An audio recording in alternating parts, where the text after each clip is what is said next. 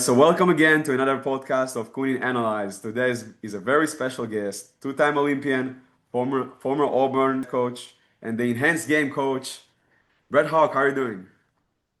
Dan, how you doing, man? I'm great. I'm great. Super pumped to have you here. Obviously, the enhanced games is the big controversial thing that's happening right now in the swimming world, and I feel like you are the person to talk to about that stuff. So how are you doing in these days? Great, man. Listen, I've never been happier. Every day I wake up and I'd just slap myself. I'm like, I can't believe I'm working with Ben Proud, Christian Golomiev, Andre Govorov, Megan Romano. It's just like the list goes on and on. And every day, well, every week especially, we're adding new athletes as well. So I feel really blessed, man. I'm very thankful to have the job I have, to be working with the people I have, and just learning so much. I haven't learned this much in swimming in 20 years, so I'm learning a lot. So when you say you're learning, what do you mean? Like how to train athletes that enhance right now is like it's different than regular, I'm sure. Actually, we're not enhanced right now, so that is something that I want to get out there. We're training in Vegas right now. We have a training camp from September 15 till December 15. So we're doing a 3 month training camp, and we're not using any enhancements. We're only recovering naturally through all the different modalities that we're using. Hyperbaric chambers. We're doing cold therapies, hot therapies, float tanks. I mean, natural PT therapies, things like that. So we're actually not doing an enhancement protocol until next year. So I'm just really right now. I'm just learning about working with older athletes. A lot of our athletes are over 30 years old. A lot of them haven't swum in many years.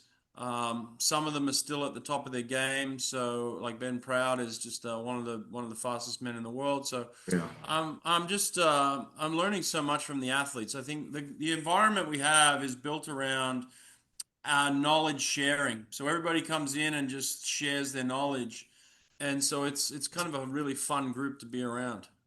Yeah, so you guys are currently based in UNLV. I see on Yeah, your stories. yeah. Yeah, Uh, yeah, we're based here at UNLV.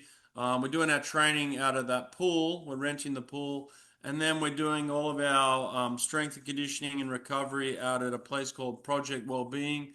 It's about 15 minutes from the pool, and they have everything there. They have all the recovery modalities. They have all the strength and conditioning you could think of. They have the PT, physical therapies. So it's all under one roof. We don't have to go anywhere. We end up spending 4 or 5 hours a day there just training and recovering.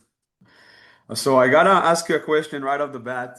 So Cesar Cielo and Christian Golomiev, both athletes that you coached and coaching right now. Who is the real world record holder? Who's the real world record holder? Well, the honest answer there is Cesar Cielo is the real world record holder. It's fun to call Christian the world record holder, but in reality, he's just the world's fastest swimmer. So if there's a clear distinction, Christian is the fastest man alive. He's proven that. Caesar has proven that he is the current world record holder. So while it's controversial to compare the two, there's really no comparison in terms of what they've both done equally, you know? Yeah. And obviously, two great athletes. Yeah.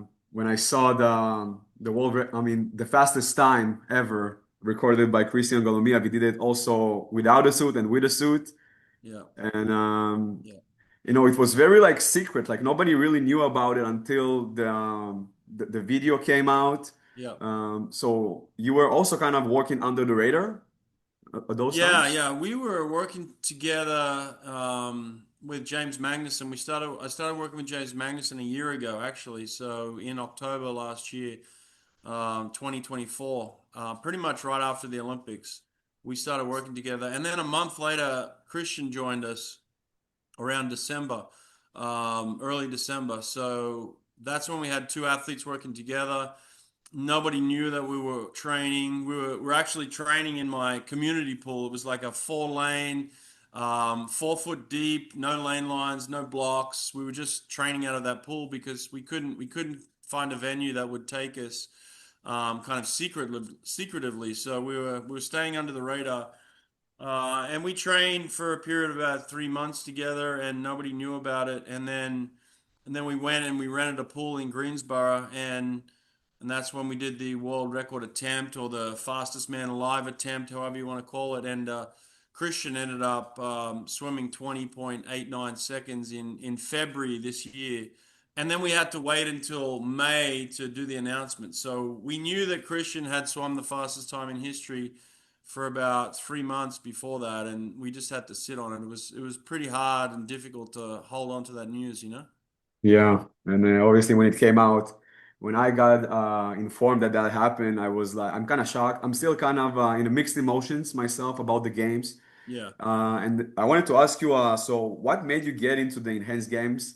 I know you made a lot of statements about athletes that might be or might be not using PEDs or performance enhancing drugs. So what made you choose to coach the enhanced games? It's a complex question, you know. I don't think there's just one answer.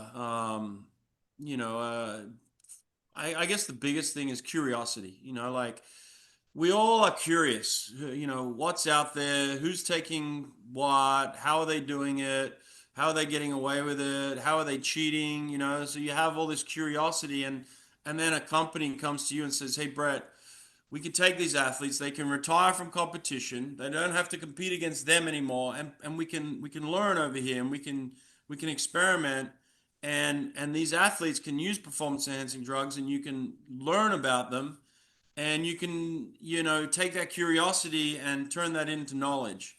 And I was like, that sounds amazing. You know, I'm not gonna be over there cheating against anybody. You know, I'm over here with my athletes who are fully retired, who have made a life decision to work with doctors and teams of people, but really remove themselves from Olympic competition. And I think that's the big differential, is that there's people out there that are cheating right now that refuse to remove themselves from competition, and they're cheating against great athletes like yourself.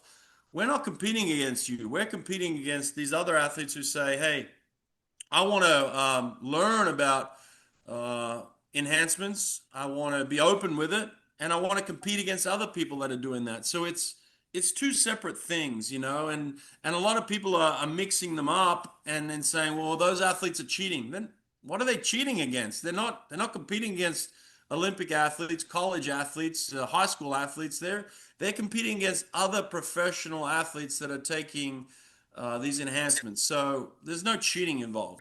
So you basically say that it's not cheating because the whole competition is designed for you guys to do the enhancement, and you think that will be you think that will result in creating a better environment on regular swimming?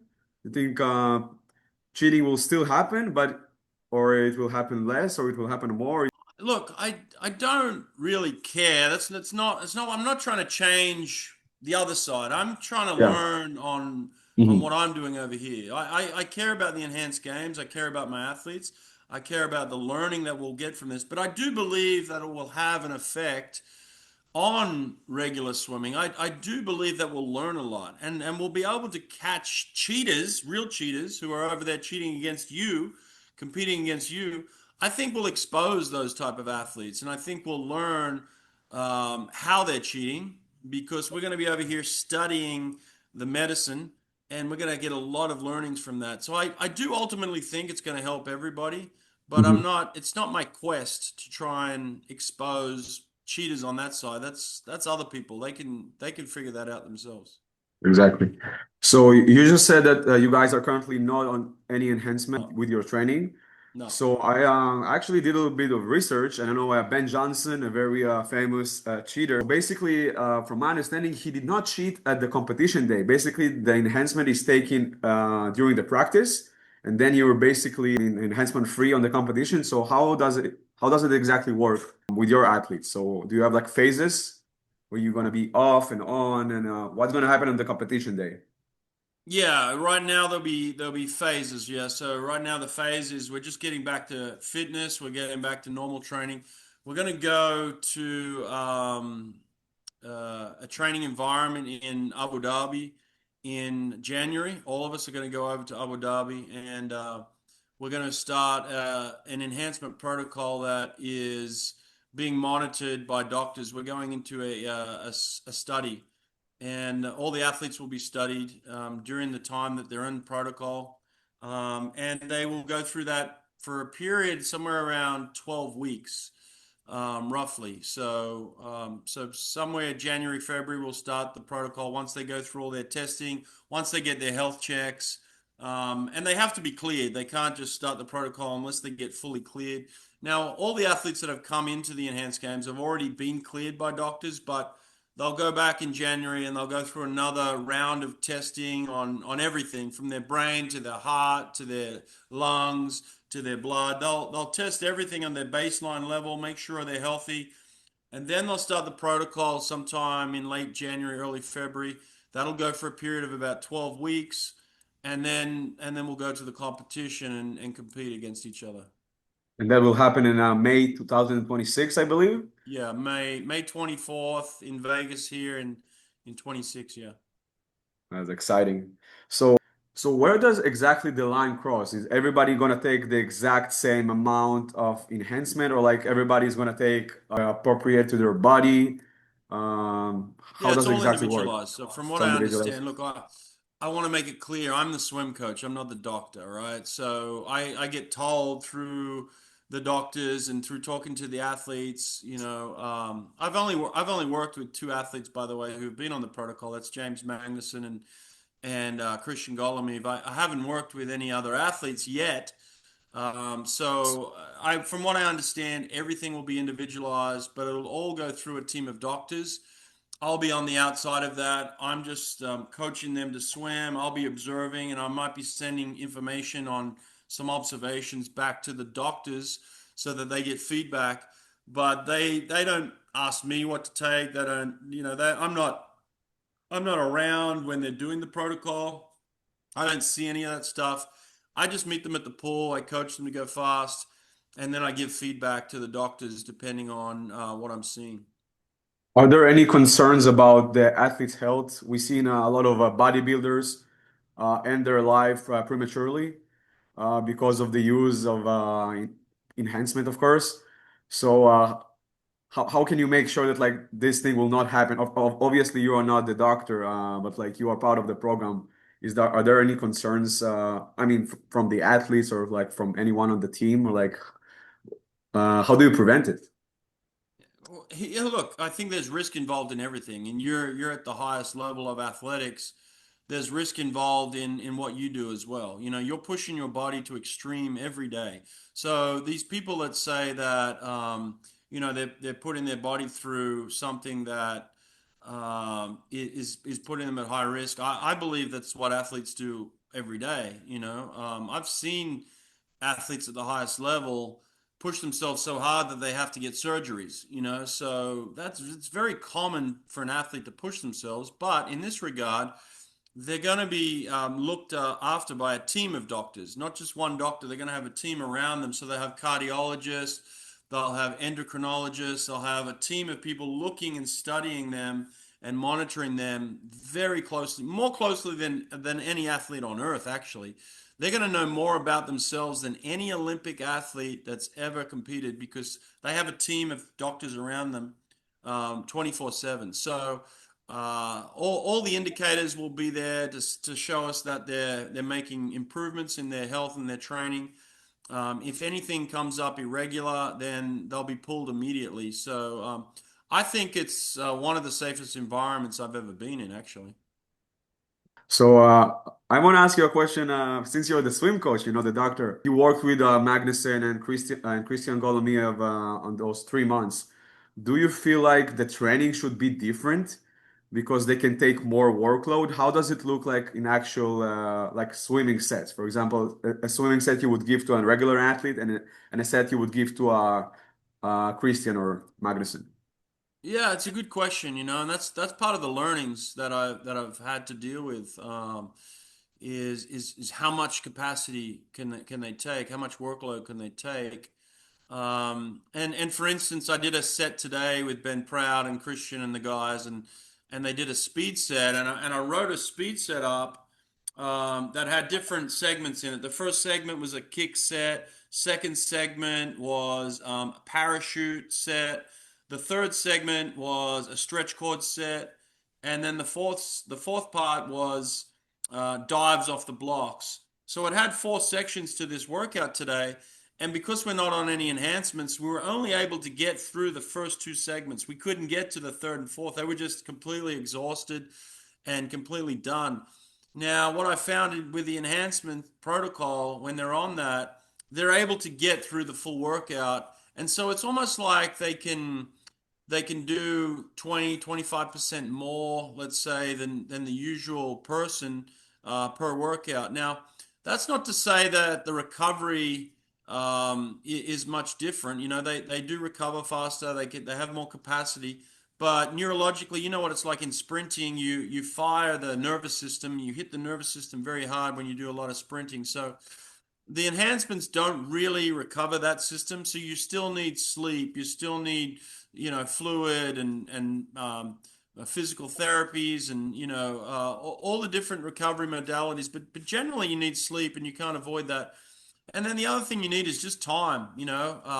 Yes, it does speed up the recovery process, but you still need time. So I would say for a guy like you who's doing hard work, you might need 12 to 24 hours to fully recover. These athletes can recover in kind of 6 to 12 hours, so kind of like half the time.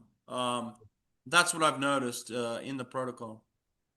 And you really have a great lineup of swimmers. If you mentioned Ben Proud and Golomiev, and you have Mario Skush and Govorov, and I mean, man, th th those are fast swimmers. Like th Yeah, those are fast swimmers without enhancements. There have been some of them are world records. For example, Govorov is going to swim the 50 fly in 6 months, and yeah. he's actually the world record holder. So he's only need to get a PB. Um, are you excited for those games? Do you think we'll see multiple fastest times ever?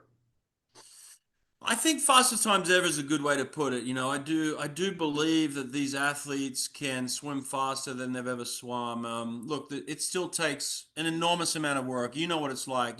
There's no guarantee at the end of any season, even if you do the best season of training of your life. There's never a 100% guarantee that you're going to swim a best time. We all hope for that. This does give us a good chance. Like we're in an environment where their food is taken care of, they're in a great training environment together. They're supporting each other very well. They have a team of doctors. So like all the variables are there so that they can just focus on being the best athletes possible. They're being well funded, so they don't have to stress about money like you do and things like that. So it's like they're good. We've tried to take care of all those little details of an athlete that they stress about, they worry about. So in that sense, we're giving them the best possible chance to swim best times.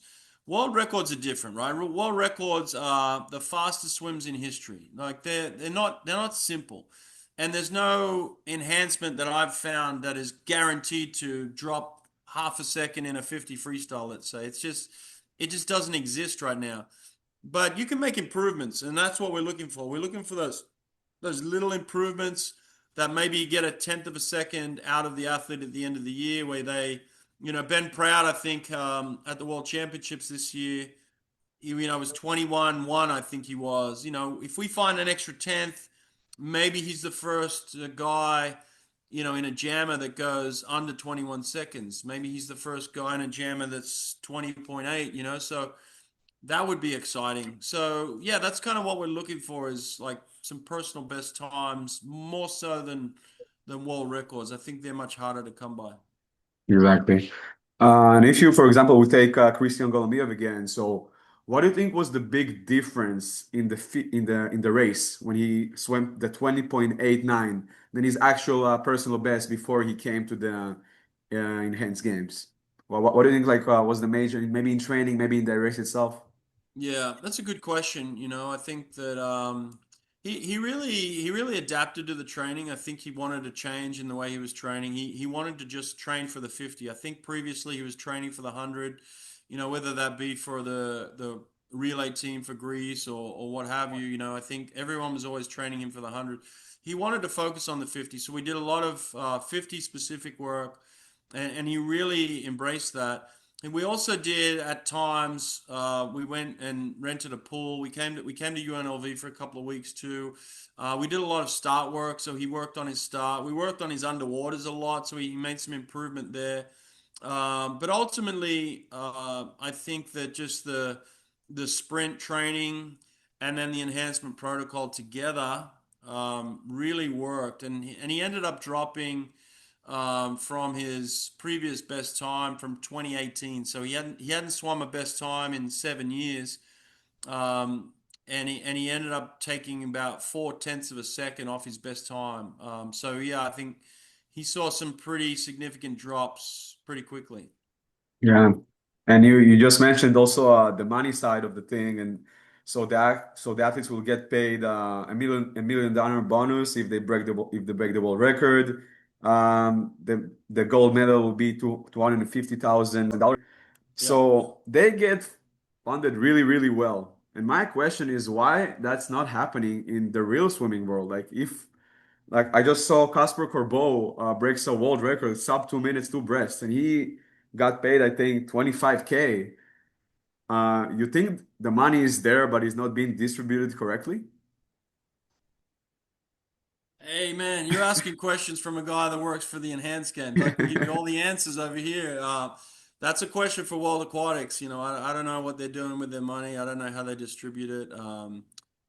So it's one of the reasons why athletes are coming to us and saying, "Hey, we haven't been looked after the way we think we deserve," and that's why they're coming to us and they're signing up and they're getting big paychecks to compete for the enhanced games now. And look, I'm proud of that. A lot of criticism comes their way by saying, "Oh, you're just chasing money." Like, hey, we're all chasing money in everything we do, right? Every job we want to go to the next level. We want to get a higher a salary. We want to get a bigger wage. Everybody on earth is doing the same thing. So to criticize the athletes for spending their whole life dedicating themselves and then saying, "Hey, I can go over here and make, five, six, 7 times as much money and I'm going to get a pay rise." Everyone on earth is doing the same thing. So let's, bring it down a little bit. uh, from your coach perspective, I know there is a ban for all of the people who, I mean, the athletes cannot go back to swim regularly, right? Like Ben Proud and for example, Joseph Miladino, which is only I think 22 or 23 years old. Currently, they will never be able to go back. So I know most of the athletes are already they kind of like retired from competitive swimming. Do you think it is fair for them to never come back even after they're done with the enhancement protocol? From what I understand, the athletes don't want to come back. They made that decision. So I don't think anyone is hoping they can come back. Like they're like, "I'm done over there. I'm over here now doing something. I work for a different company." It's like I changed jobs. Like I'm working over here and I'm pretty happy over here. So none of them want to come back. And look, there is a lawsuit going on. You know that right now. Everybody knows there's a lawsuit, so I can't comment on the lawsuit because that's happening right now. But obviously, I'm part of the lawsuit, and there are factors in there that obviously I don't think are fair, and I've put that forward into the lawsuit, and we'll see how it ends up. We feel like we have a case. Maybe the defendants feel like they have a case, and then it'll be up to the judge to decide what he thinks or she thinks ultimately. So yeah, we'll find out soon how that goes. But look, I've made my decision to come over here. I don't want an accreditation anywhere else other than the enhanced game, so I'm happy.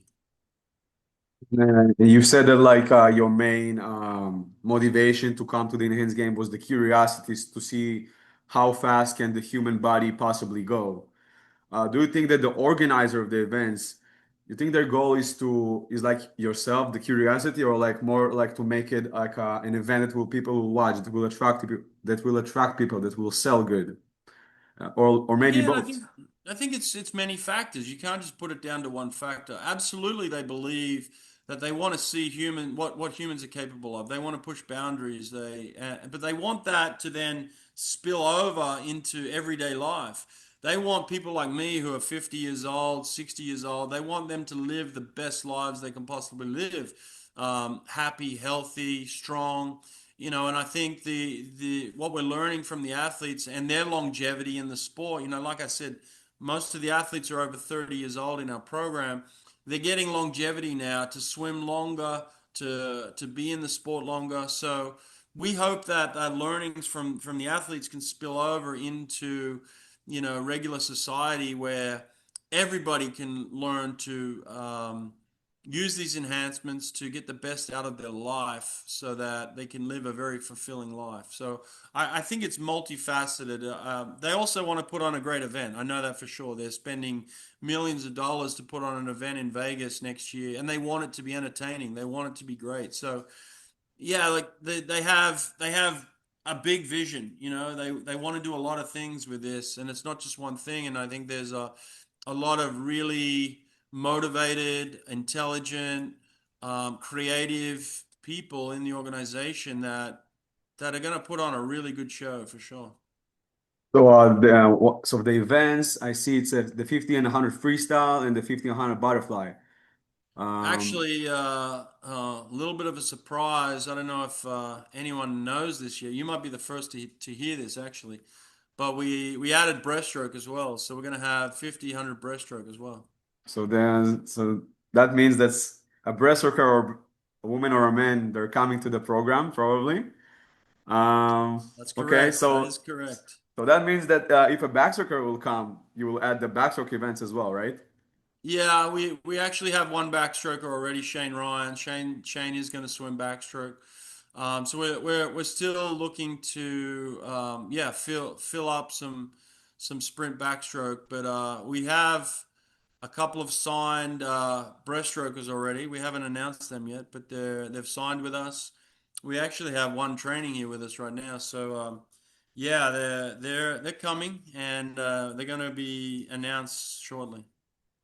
Yeah, I'm excited for that, and hopefully my viewers will see it first. Yeah, That yeah, the yeah. breaststroker is being added.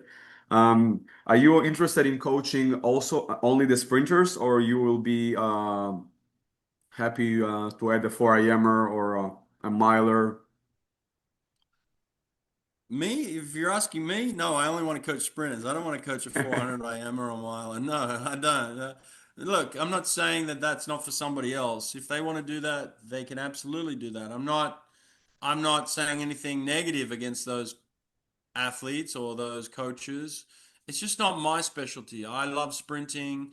I feel like I'm one of the best in the world at it because I spent my life learning it, studying it.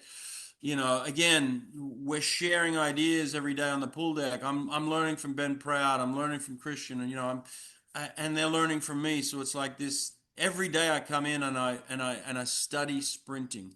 It's my passion. It's what I've dedicated my life towards. So right now, the enhanced games is just going to stay in sprinting, and we'll see what happens in the future years. Yeah. I want to ask you a personal question for me. So I'm a 200 flyer, 100 flyer, and I really want to get my 50 fly better. Do you have any sets for the 50 fly or something you can share? Yeah, I have plenty of sets, but I mean, ultimately, there's a couple of things you want to do, and I'm actually working with Marius Kush right now. Marius is primarily a 100 butterfly, and I'm trying to get his 50 fly down. And one of the things we just discovered, I've actually got a really nice underwater shot coming out on my Instagram tomorrow where it compares Andrei Govorov on the top and Marius on the bottom, and they're swimming right on top of each other like this, and you'll see them underwater and you'll see their technique. And one of the things Andre does very, very well is if you want to learn how to sprint faster in butterfly, you've got to hold water. And Andre keeps his elbows in. So when he pulls underneath his body, all right, he holds onto the water, but he pulls his elbows in close to his body and he shoots his hands past his hips, very, very close to his body. One of the mistakes Marius is making is he keeps his elbows out slightly and slips a little bit of water and kind of lets go of it because his elbows are out. And so what I'm trying to get him to do is as he comes under his body, keep his elbows in, hold on to that water, and then finish past his hip. Right now, he's actually pulling up here early and he's letting go of the end of his stroke. So if you watch Andre, he comes all the way past his hip, elbow in, finishes the stroke, and then swings back around to the front. So look, it's all about holding water under stress and under fatigue and under power.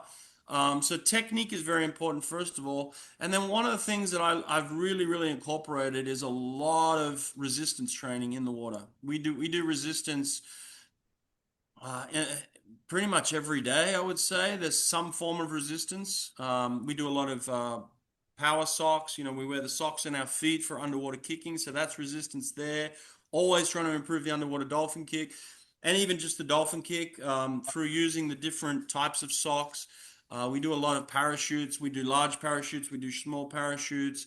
We do resisted cords. We do a range of different things, but I love using resistance equipment. So we're doing speed pretty much every day. So right now we're on a system where we go sprinting off the blocks on Monday, resistance on Tuesday, with equipment, primarily pool equipment, like I just stated. We'll do a recovery on Wednesday where we just do technique work. Thursday we'll do power again, but this time we'll use the towers. And then Yeah. Friday we'll do some speed again off the blocks. So we do twice off the blocks, twice resistance, and one recovery. So we're doing 5 swim a week. And then we're in the gym, every day doing either strength work or recovery work. So, like I said, they spend 4 or 5 hours over in the gym every day. So, they're in the pool for an hour and a half, in the gym for 3 or 4 hours each day. So they're spending, you know, 5, 6 hours a day working on their craft. Some of that is recovery, and I count that as working still. You've got to put the time and Yeah. effort into recovery as well. So that's on the basis of like building speed. The set that we did today that I'll tell you that was really tough is the first thing we did was 375s. Okay, we did 25 fast, 25 controlled, 25 fast, kick with drag socks. So we used the drag socks. They did a 25 fast, 25 steady, 25 fast. They only did 3 of those, and by the end of 3, they were toast. Their legs were toast. Yeah. Then the next thing we did is we put the parachute on with the fins, and we did 450s, but they were broken at the 25. And so what they had to do is they had to go down about 90%. They rest 15 seconds and they come back at 95%. And then on the way back, they had to try and be faster on the second 25 than they were on the first 25. So they did 4 of those. By the end of that, they were toast. They were done. But what I had after that also was six 15 meters on a stretch cord, swimming against the cord, just power. First one was kick, second one was swim, so you could just do power fly on the stretch cord. And then at the end, they had to get up, or they should have got up and done 225s off the block for time. And that's the speed set. So when you break it up like that, it can be really intense. Yeah, and So if you really give your 100% effort, you're yeah, really gonna be a toast after the end of the practice. always it has to be 100% effort. Yeah, we're always looking for when you're trying to improve speed, it has to be top speed. So you've got to give 100% effort. Yeah, Yeah, I mean, I have to say myself, I always prefer to train two fly than one fly because I'm just way more like relaxed when I swing the two fly. And yeah, something about sprinting is just like so much intense and so much, in my yeah. mind, it's more hard. Yeah, yeah, it's difficult. If you do it right, it's really, really difficult. Yeah. So that interesting because obviously Govor is by far, in my opinion, the fastest fly swimmer on the planet. Because if I see his 50, like he doesn't really do on the water. He just like jumps in the pool and just straight up swimming. And Yeah, he does like I think he does like 5 kicks. That's it. yeah, I know in his career he wanted to go at 21 in the 50 fly. Do you think it can happen? No, and we've talked about it. Yeah, that's our goal. Again, you have goals, but you've got to work towards those goals. It's going to take a lot of hard work, but I think the potential is there. Yeah, if we get him on the right day and he's done the work and hopefully also we may have a situation where we'll have suits as well. So the suits would help a lot too. So we'll see how it all works out, but yeah, I think the potential for a 21 second 50 fly is definitely there. Crazy. All right, so I finished all my questions. I posted on my Instagram that I'm gonna be interviewing you, and people from the crowd that follow me, they had some questions for you. Yeah, I chose only about four or five that I yeah, thought will be yeah, appropriate. yeah. Okay, so the first one is, what is the most difficult thing about your profession? The most difficult thing? That's a good question. The most difficult thing I think about the profession is that it takes time and you've got to be consistent. It's not a situation where you can get ready in 2 weeks. It's going to take 3 or 4 months of work, really consistently every day and just grinding every day to get any hope of success and improvement. So yeah, I think a lot of people give up too early or they're not prepared to make sacrifices, and I see a lot of people fall off. Like I said, I'm learning a lot from Ben Proud, and one of the things that I learned from Ben is he's very diligent in the way he works. He comes, he's ready on time every day. He warms up appropriately. He gets his head ready. He's ready to race. He works hard. He's thinking while he's swimming, and then he goes home and he does everything he needs to do. He eats right. He gets the recovery he needs. He sleeps well, and then he comes back and he does it again the next day. And then when it's time to turn his brain off on the weekend, he'll just relax on the weekend, and then he'll start again. And so it's just like he doesn't do 24/7. any. Yeah, yeah, he doesn't do anything wrong. So if you want to beat this guy, you better be prepared to work as hard as him and make as many sacrifices as him because he's just doing it 24/7. Yeah. All right. The second question is a guy's asking, so we already seen a sub 20 50 freestyles for cross meters. Can it be done with enhancement? Yeah, yeah, yeah, I can for sure, for sure. Yeah, Really? You think yeah. long course meters we can see a 19?